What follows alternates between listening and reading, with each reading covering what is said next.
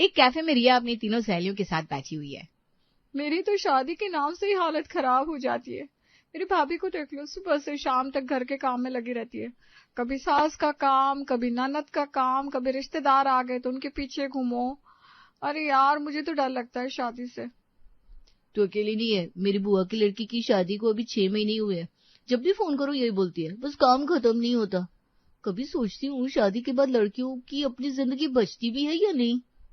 इसीलिए तो बोलती हूँ शादी उसी लड़की से करनी चाहिए जो घर पर ही कम रहे। जितना कम घर पर रहेगा उतनी कम जिम्मेदारियां रहेंगी।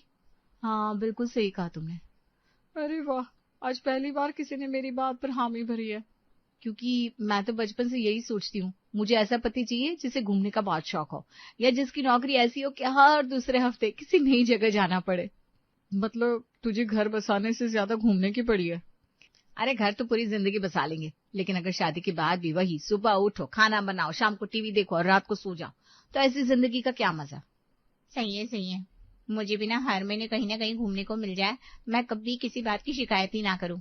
मैं तो साफ बोल रही हूँ, मुझे अगर कोई ऐसा लड़का मिल गया ना जिसकी नौकरी में बहुत सारे टूर होते होंगे, तो मैं तो बिना सोचे उसी से शादी कर लूंगी। हर इंसान शादी से पहले अपने होने वाले जीवन साथी के बारे में कुछ न कुछ जरूर सोचता है। कोई अच्छा स्वभाव ढूंढता है, कोई अच्छी नौकरी, कोई बड़ा परिवार। लेकिन हमारी रिया रानी की पसंद कुछ अलग ही थी। उसे ऐसा पति चाहिए था जिसके साथ जिंदगी का आधा हिस्सा घर में नहीं बल्कि सूटकेस के साथ गुजरता हो। उसे लगता था जितनी ज्यादा यात्राएं होगी जिंदगी उतनी ही खूबसूरत होगी।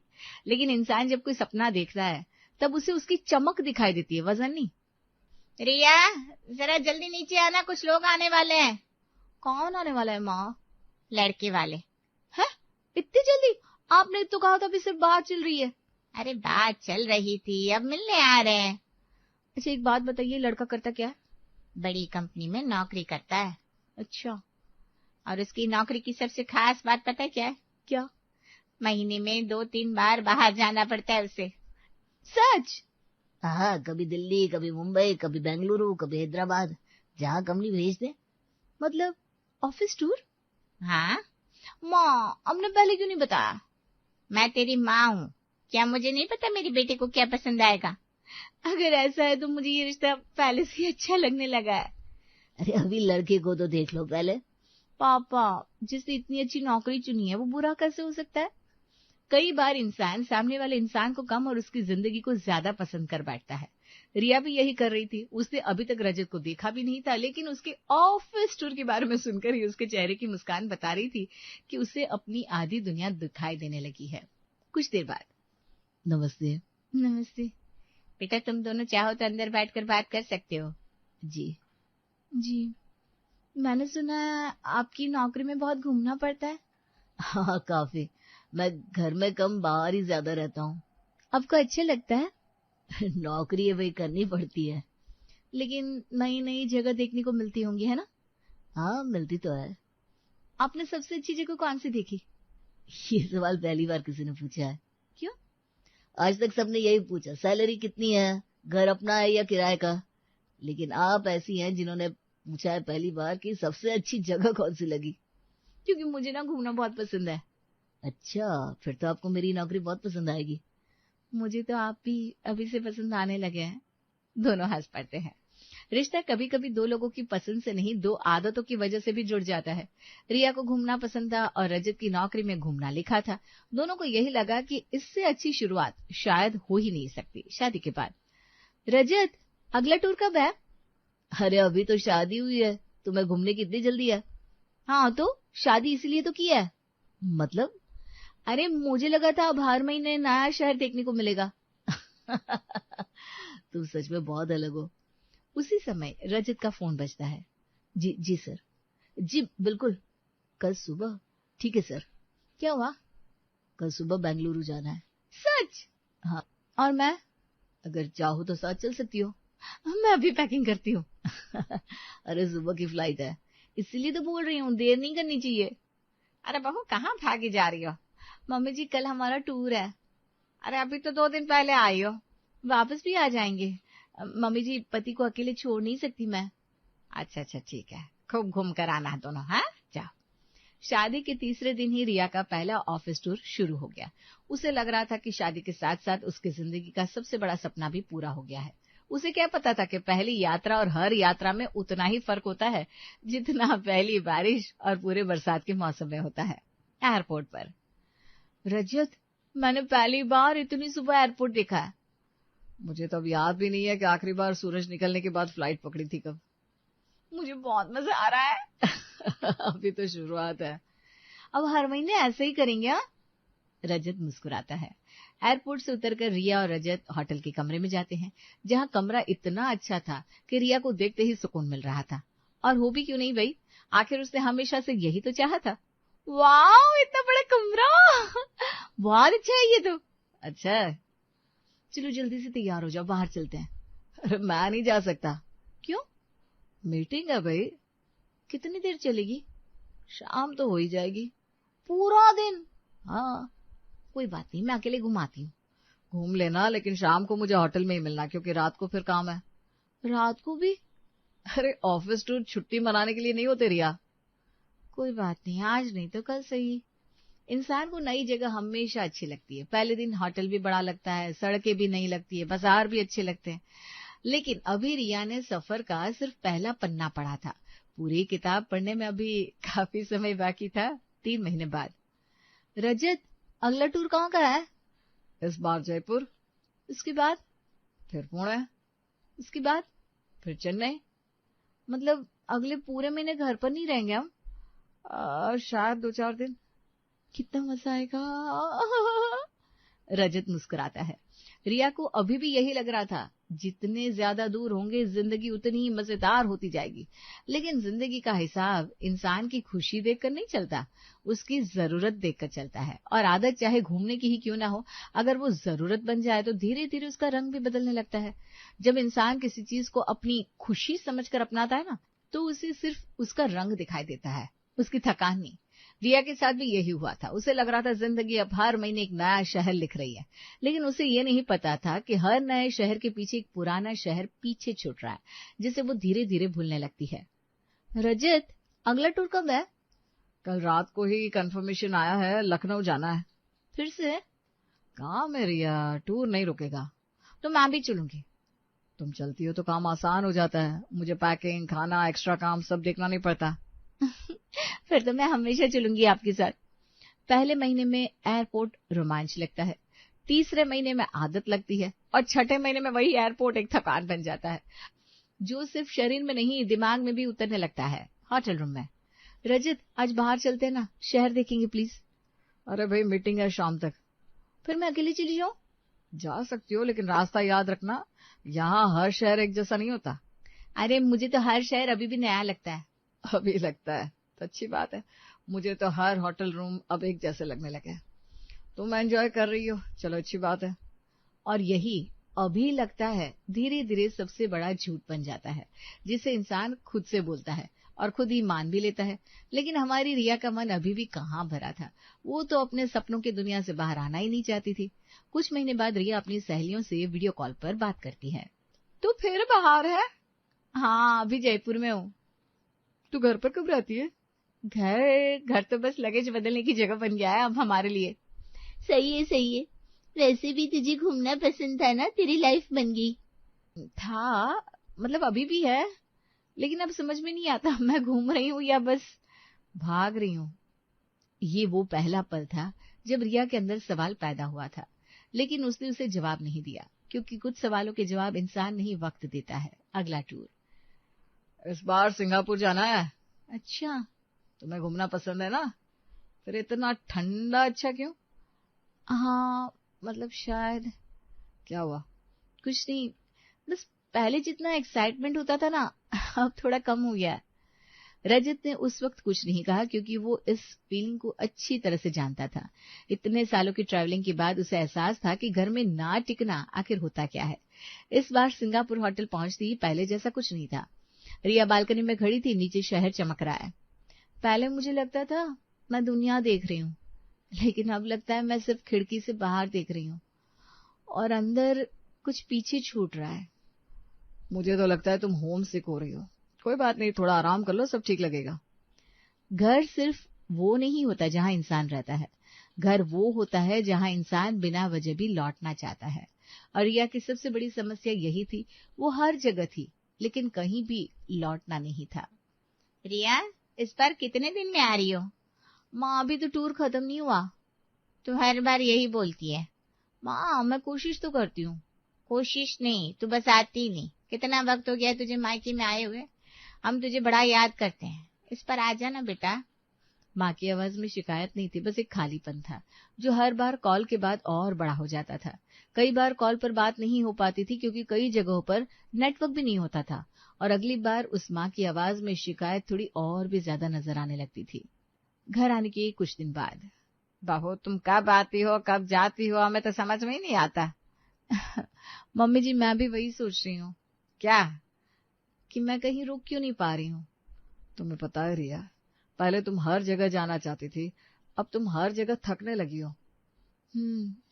शायद मैं समझ नहीं पा रही थी कि घूमना और लगातार भागना एक जैसा नहीं होता। यही कहानी पहली बार करवट लेती है, क्योंकि अब रिया को दुनिया नहीं बस ठहराव चाहिए था, लेकिन उसका मन अभी भी कई सारी ख्वाहिशों में उलझा हुआ था। इस बार जब वो लखनऊ गई तो उत्साहित भी थी, लेकिन केवल सोशल मीडिया पर फोटो डालने के वक्त। रिया होटल में अकेली बैठी है, फोन में फोटोज स्क्रॉल कर रही है। मायका, ससुराल, पहला टूर, दूसरा टूर, तीसरा टूर, सब जगह वो है, लेकिन कहीं भी पूरा पल नहीं है।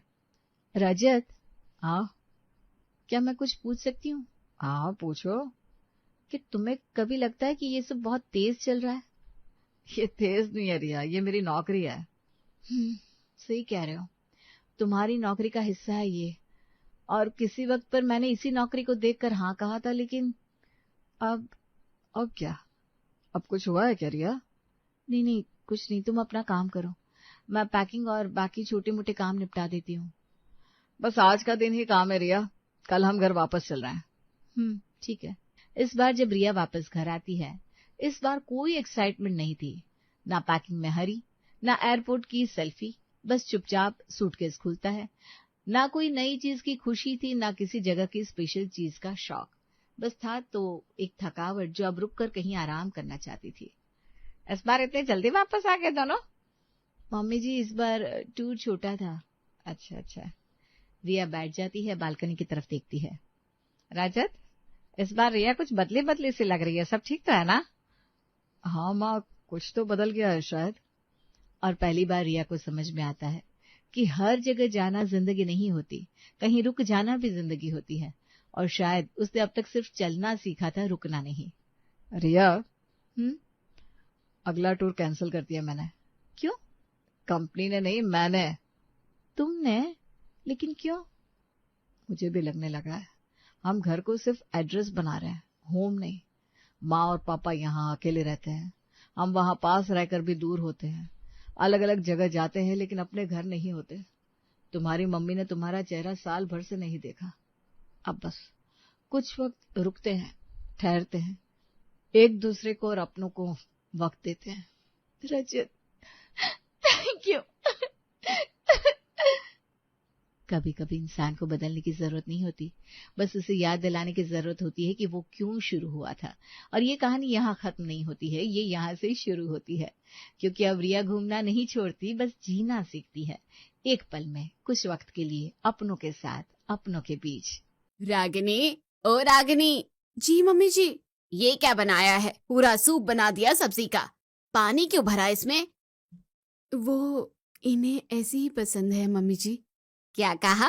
तुझे उससे ज्यादा मालूम है? नहीं मम्मी जी, वो कल बोल रहे थे कि। चुप कर, ज्यादा जुबान मत लड़ा। मैंने तो बस उनके कहने पर ही। 3 साल हुए नहीं तुझे यहाँ आए, मुझे सिखाएगी? मेरा वो मतलब नहीं था मम्मी जी। तुझ में इतनी अक्ल है क्या जो अपनी मर्जी चला रही है? मैं तो बस काम आसान कर रही थी। किसने कहा दिमाग लगाने को? जितना बोला जाए उतना किया कर। जी, आगे से ध्यान रखूंगी। रखने की जरूरत नहीं है, बस जो कहूँ वो सुन। दोपहर के वक्त रमेश हॉल में बैठे थे और रागिनी उनके लिए चाय लेकर आई। तो ये क्या था रागिनी? क्या हुआ पापा जी, चाय अच्छी नहीं बनी? शक्कर डालना भूल गई क्या? या माई कैसे आएगी चीनी? पापा जी, वो आपकी शुगर बढ़ी हुई थी ना। तो मेरी मर्जी के बिना चाय बनेगी अब? डॉक्टर ने मीठा खाने से मना किया था। मुझे मत सिखाओ, 60 साल का हूँ, अपनी देख रेख जानता हूँ। मैं तो बस आपकी भलाई के लिए ही। रहने दो, अपनी ये फालतू की केयर अपने पास ही रखो। आपकी सेहत खराब हो जाती इसलिए कम डाली। ढंग से एक कप चाय बनाना भी नहीं आता और चली है ज्ञान देने। पापा जी मेरी बात तो सुनिए। कुछ नहीं सुना, जब देखो तब घर में कोई ना कोई बखेड़ा खड़ा करती रहती हो। मैं तो बस। जाओ यहाँ से, मूड खराब कर दिया पूरा। शाम को अमित ऑफिस से थका हारा घर लौटा और कमरे में रागिनी पर चिल्लाने लगा। रागिनी, मेरा तौलिया कहाँ है? वो बाहर धूप में रखा है, सूख रहा है, लाती हूँ। सुबह से एक चीज अपनी जगह पर भी नहीं मिलती इस घर में। वो गंदा हो गया था इसलिए धो दिया था। सारा दिन घर में करती क्या हो तुम? एक काम टाइम पर नहीं होता। मैं सुबह से उठती हूँ और काम ही तो करती हूँ। ऑफिस में इतनी प्रॉब्लम झेलो और घर आओ तो ये सिर दर्द। आप तो आते ही चिल्लाने लगते हैं। बस बहाने बनवाना सीख लो। रोना शुरू कर दिया फिर से। मेरी भी तो कोई फीलिंग्स है अमित। मम्मी पापा भी तुम्हारी वजह से सारा दिन परेशान रहते हैं। मैंने उनका क्या बिगाड़ा है? पता नहीं इस घर को तुमने क्या बना रखा है, पूरा कबाड़ खाना। रात के वक्त पूरे परिवार के सामने रमेश ने रागिनी को सबके सामने ताना मारा। भाई, मुझसे तो नहीं खाया जाता ये खाना। सही कह रहे हो जी, जब से आई है कलेश ही कलेश है। सुख शांति तो जैसे इस घर से गायब हो गई है। इसको तो इस घर में रहने का ढंग भी नहीं पता है। कोई मेहमान घर आ जाए तो ढंग से बात तक करना नहीं आता इसे।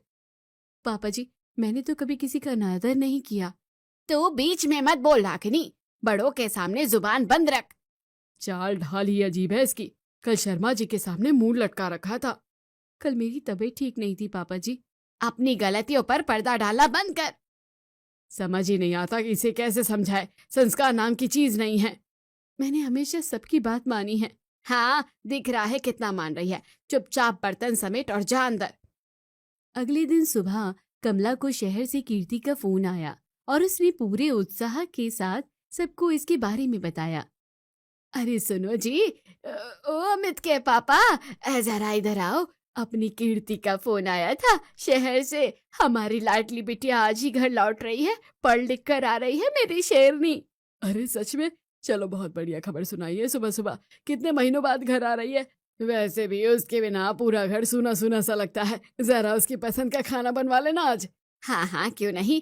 रागिनी, और रागिनी, सुन रही है ना? तो कीर्ति आ रही है आज। जाकर उसके कमरे की साफ सफाई अच्छे से कर देना, धूल नहीं दिखनी चाहिए कहीं भी। और हाँ, खाने में कुछ ढंग का खाना बना लेना आज। लो, अब एक और आफत आ रही है इस घर में। यहाँ पहले से ही सब लोग 24 घंटे मुझ पर आग बरसाने और कमियां ढूंढने में लगे रहते हैं। अब शहर वाली मैडम भी आ जाएगी। वो भी आएगी और यहाँ आग में घी डालने का ही काम करेगी। और क्या करेगी? क्या बुदबुदा रही है अकेले अकेले? जो काम बोला है वो सुना ही नहीं दिया क्या? या फिर से अपनी मर्जी चलानी है? जी मम्मी जी, मैंने सुन लिया है।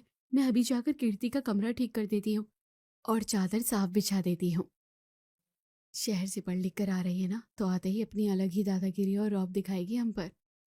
इस घर में तो वैसे ही मेरी कोई इज्जत नहीं है, अब एक और ताने मारने वाली बढ़ गई। दोपहर के वक्त कीर्ति अपना बैग और सामान लेकर घर पहुंची, जहां सबने मिलकर उसका स्वागत किया। नमस्ते पापा जी, नमस्ते मम्मी। देखो आपकी कीर्ति आ गई। शहर की गर्मी से तो मेरी हालत ही खराब हो गई थी, शुक्र है घर पहुंच गई। अरे आओ मेरी बच्ची, खुश रहो, नजर ना लगे तुझे। देखो कितनी कमजोर हो गई है शहर में रह रहकर। वहां टाइम पर खाना वाना खाती थी कि नहीं? अरे हाँ जी, बिल्कुल सूख गई है मेरी बच्ची। तू अंदर चल, आराम से बैठ, थक गई होगी है ना? हाथ मुंह धो ले, मैं तेरे लिए ठंडा पानी लाती हूँ। वैसे तेरी पढ़ाई लिखाई कैसी चल रही है वहाँ? मम्मी, पढ़ाई तो बहुत ही बढ़िया चल रही है। इस बार के प्रोजेक्ट में मुझे पूरे कॉलेज में बेस्ट मार्क्स मिले हैं। अच्छा ये सब छोड़ो, अपनी बहू रानी कहाँ है? हमारी प्यारी भाभी दिखाई नहीं दे रही। वो कहाँ होगी? किचन में मुंह फुलाकर बैठी होगी हमेशा की तरह। जब देखो तब इस घर में उदास चेहरा लेकर घूमती रहती है। तू उसके बारे में मत पूछ, अपना मूड मत खराब कर। हाँ बेटा, तेरे पापा ठीक कह रहे हैं। जब से आई है घर का माहौल ही अजीब करके रखा है। तू बैठ, मैं उससे बोलती हूँ कि तेरे लिए गर्मा गर्म चाय और कुछ नाश्ता बना कर लाए। अच्छा, ऐसा क्या हो गया? पापा आप लोग तो भाभी के पीछे ही पड़ गए। मैं खुद ही किचन में जाकर उनसे मिल लेती हूँ, सरप्राइज दूंगी उन्हें। कीर्ति चुपके से किचन में भाभी से मिलने गई, जहाँ रागिनी गुमसुम खड़ी काम कर रही थी। सरप्राइज भाभी, कैसी हो आप? देखो आपकी लाडली ननद आ गई है। अब मुझे जल्दी से अपने हाथ की बढ़िया सी चाय पिलाओ। अरे कीर्ति, तुम आ गई? नमस्ते। हाँ, मैं बिल्कुल ठीक हूँ। तुम बताओ, शहर से आने में कोई परेशानी तो नहीं हुई ना? रास्ते में बस वगैरह टाइम पर मिल गई थी क्या? भाभी, रास्ता तो बिल्कुल ठीक था, पर आपके चेहरे का ये क्या हाल है? आपकी आंखों के नीचे काले घेरे बन गए हैं और आप इतनी डरी डरी क्यों लग रही हो? घर में सब ठीक तो है ना? मुझे कुछ गड़बड़ लग रही है। नहीं नहीं कीर्ति, ऐसी कोई बात नहीं है। वो तो बस रात को ठीक से नींद नहीं आई थी ना, इसलिए थोड़ा सिर भारी हो रहा है, और कुछ नहीं। तुम बस बेकार में चिंता कर रही हो। भाभी, आप मुझसे झूठ मत बोलो। मैं वो बच्ची नहीं रही जो आपकी आंखों की उदासी ना समझ सके। मम्मी पापा भी बाहर आपके बारे में कुछ अजीब बातें कर रहे थे। क्या बात है? मुझे साफ साफ बताओ ना। कीर्ति, प्लीज इस बारे में यहाँ मत बात करो। मम्मी जी देख लेगी तो फिर से नई बहस शुरू हो जाएगी। तुम जाओ, हाथ मुंह धोकर फ्रेश हो जाओ। मैं तुम्हारे लिए चाय नाश्ता लेकर बाहर टेबल पर आती हूँ। रात के वक्त डिनर करने के लिए पूरा परिवार खाना खाने बैठा, जहाँ कीर्ति ने सबके बिहेवियर को गहराई से नोट किया। इस घर का माहौल इतना स्ट्रेंज और हैवी क्यों लग रहा है? कोई किसी से खुलकर बात नहीं कर रहा। सब इतने चुपचाप क्यों बैठे हैं, जैसे घर में कोई अजनबी सा आ गया हो। मम्मी, ये क्या बनाया आज? सब्जी में नमक का नामो निशान नहीं है। भाभी ने आज फिर खाना ढंग से नहीं बनाया। कीर्ति आई है, कम से कम आज तो ढंग का खाना बन जाना चाहिए था। वो अमित, मैंने नमक तो बराबर डाला था, पर शायद दाल में थोड़ा कम रह गया होगा। मैं अभी अंदर से नमक का डिब्बा लेकर आती हूँ, आप ऊपर से डाल लो। रहने दे, तेरे हाथ में तो स्वाद ही नहीं है बहू। मैं क्या करूं, रोज का यही ड्रामा है इसका। एक दिन में खाना परफेक्ट नहीं मिल सकता है इस घर में। कीर्ति देख रही है ना तू, कैसी बहू मिली है हमें। ओह गॉड, यहाँ तो भैया भाभी की बॉन्डिंग भी पूरी तरह से खराब हो चुकी है। भैया बात बात पर भाभी पर चिल्ला रहे हैं और मम्मी पापा उन्हें सपोर्ट कर रहे हैं।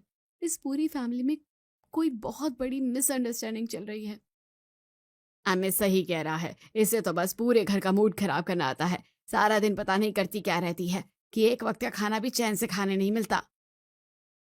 पापा भैया प्लीज, आप लोग खाना खाते वक्त इतना हाइपर क्यों हो रहे हैं? नमक कम है तो ऊपर से डाला जा सकता है, इसमें इतना बड़ा इशू बनाने की क्या जरूरत है? कीर्ति, तू शहर से आई है, तुझे नहीं पता यहाँ रोज रोज का यही सीन होता है। तू बस अपना खाना खा और इस मैटर में बीच में मत पड़। नहीं भैया, मैटर तो बहुत सीरियस है। घर के सब लोग मिलकर भाभी को टारगेट कर रहे हैं और वो बेचारी अंदर ही अंदर घुट रही है। इस प्रॉब्लम का कोई ना कोई सोल्यूशन तो मुझे निकालना ही पड़ेगा, वरना ये घर बिखर जाएगा। सुबह के वक्त किचन में कमला रागिनी को गली सड़ी सब्जी फेंकने पर डांट रही थी, तभी कीर्ति वहां आई। रागिनी, ये क्या किया तूने? इतनी सारी सब्जियां कचरे में फेंक दी। पैसे के पेड़ पर उगते हैं जो इस तरह बर्बाद कर रही है। मम्मी जी, वो नीचे से पूरी तरह से गल गई थी। अगर मैं उन्हें वैसे ही बना देती तो वो खाने लायक नहीं रहती, इसलिए मैंने सिर्फ खराब हिस्सा काट कर फेंका है। मम्मी, भाभी बिल्कुल ठीक कह रही है, इसमें क्या गलत किया है? अब फालतू में उन पर गुस्सा कर रही हैं। अरे देख ना कीर्ति, तू तो शहर में रहती है, तुझे क्या पता। देख कैसे इसने सब्जियों को काट कर खराब किया है। अच्छी भली सब्जियां थी ये। मम्मी, सब्जियां वहां पे खराब हो रही थी, तभी तो भाभी ने उस चीज को काटा ना। आप गली सड़ी सब्जियां खाओगे, उससे बीमार भी पड़ोगे ना। अगर हम बीमार पड़ गए तो डॉक्टर में इससे ज्यादा पैसा लग जाएगा। भाभी ने तो हमारा फायदा ही किया है, अच्छा ही किया है। आप ही बताओ, फूड पॉइजनिंग हो गई तो कौन जिम्मेदार होगा? शाम को अमित अपने बेडरूम में रागिनी पर चिल्ला रहा था और कीर्ति दरवाजे पर आकर खड़ी हो गई। ना तुम ढंग से खाना बना सकती हो, ना कुछ कर सकती हो। मम्मी पापा की देखभाल तक नहीं होती तुमसे, मेरा भी ख्याल नहीं रखती हो। कोई भी चीजें मुझे टाइम पर कहीं पे भी नहीं मिलती है इस घर में। क्या हुआ भैया, इतनी जोर से चिल्ला के क्यों बात कर रहे हो? पूरा घर सिर पर उठा रखा है आपने। देखना कीर्ति, तेरी भाभी को डेली भर की अक्ल भी नहीं है, कोई भी ढंग से काम नहीं करती। जब देखो तब चीजें लेट कर देती है। भैया, भाभी सारा दिन काम करती है, वो आपका भी ऑन टाइम टू टाइम काम करके देती है। अब वो जरा सा लेट हो गई नाश्ता बनाने के लिए या आपके कपड़े वपड़े बिस्तर पर नहीं रख पाई तो कोई बात नहीं, आप खुद रख लो। इसमें चिल्लाने वाली क्या बात थी? वो मम्मी पापा की भी तो देखभाल कर रही है ना, वो उनको भी देखती है। वो मिनट में आवाज लगाते हैं तो उनके पास भी भागना पड़ता है। वो आपकी धर्मपत्नी है भैया, प्यार से बात क्या करो। रमेश हॉल में बैठे थे और रागिनी उनके लिए दूध लेकर आई, जिसे देखते ही रमेश भड़क उठे।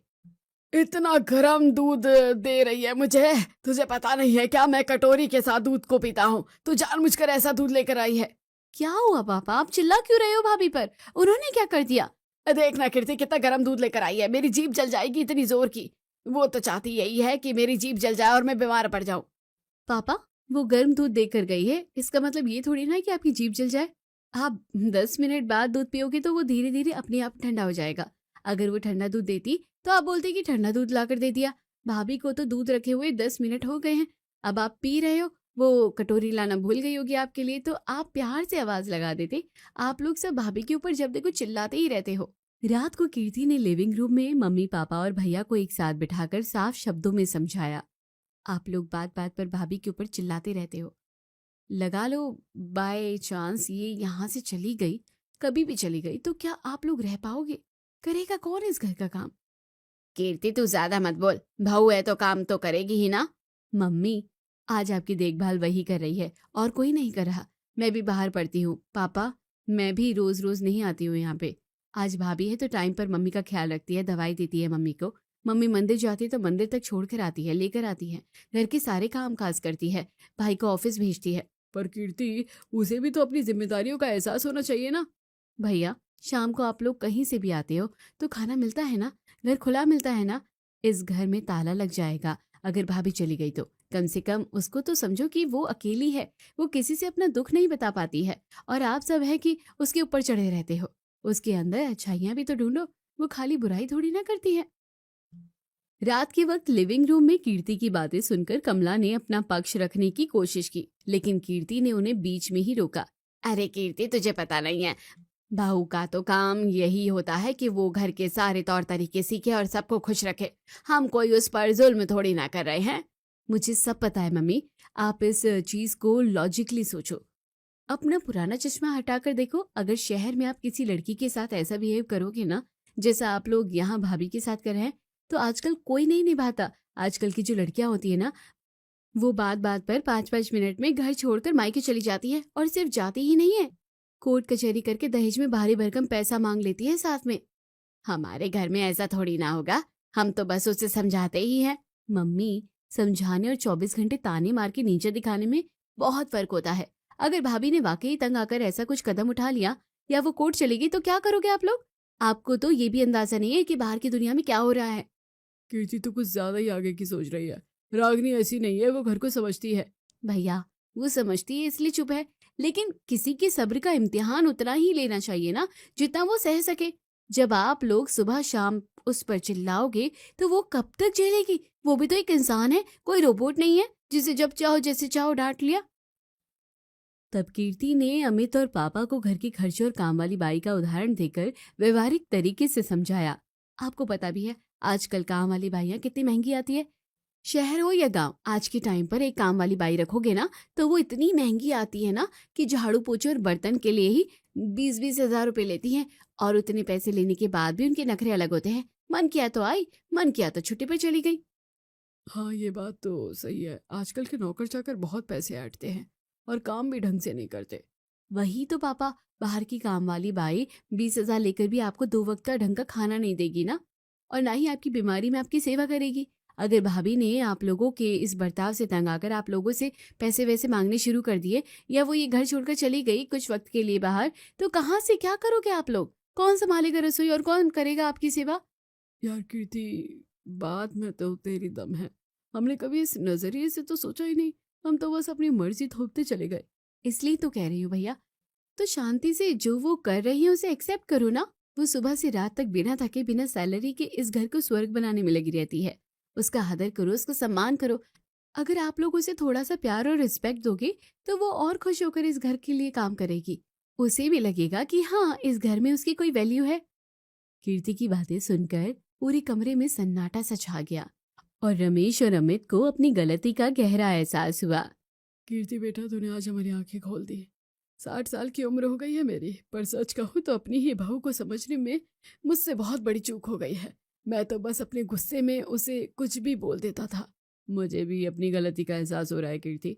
मैं ऑफिस का सारा स्ट्रेस और फ्रस्ट्रेशन घर लाकर रागिनी पर निकाल देता था। मैं भूल गया था कि वो मेरी लाइफ पार्टनर है, कोई पंचिंग बैग नहीं। मुझसे भी गलती हुई है। मैं सास होने के रौब में बस उसकी कमियां ही देखती रह गई।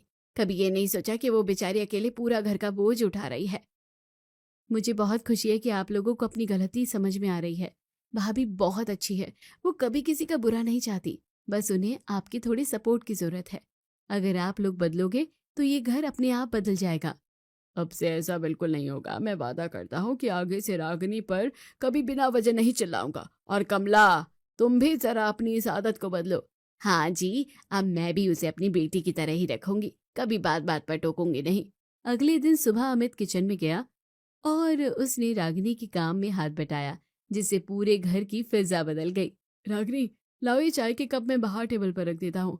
और हाँ, कल शाम को मैंने जो तुम पर गुस्सा किया था ना, उसके लिए आई एम रियली सॉरी। मुझे ऐसा नहीं करना चाहिए था। अरे अमित, आप ये क्या कर रहे हैं? आप कप मत उठाइए, मैं खुद ले आऊंगी। और सॉरी मत कहिए, आप मेरे पति हैं, आपका पूरा हक है मुझ पर। लेने दे बहू, आज से इसे भी समझ आना चाहिए कि किचन संभालना कितना मुश्किल काम है। और सुन रागिनी, आज शाम की चाय तू अपने हाथ की ही मीठी मीठी बनाना। मुझे तेरे हाथ की चाय बहुत पसंद है। मेरे लिए भी वैसी ही चाय बनाना बहू, जैसे तुम कल बना रही थी। डॉक्टर की बात बिल्कुल सही थी, मुझे अपनी सेहत का ध्यान रखना ही चाहिए। तुमने मेरे भले के लिए ही चीनी कम की थी। जी पापा जी, मैं अभी आप सबके लिए बढ़िया सी चाय बनाती हूँ। देखा भाभी, इस पूरी प्रॉब्लम का यही सबसे बेस्ट और परमानेंट सोल्यूशन था। अब हमारा घर बिल्कुल परफेक्ट हो गया, सब एकदम हैप्पी है।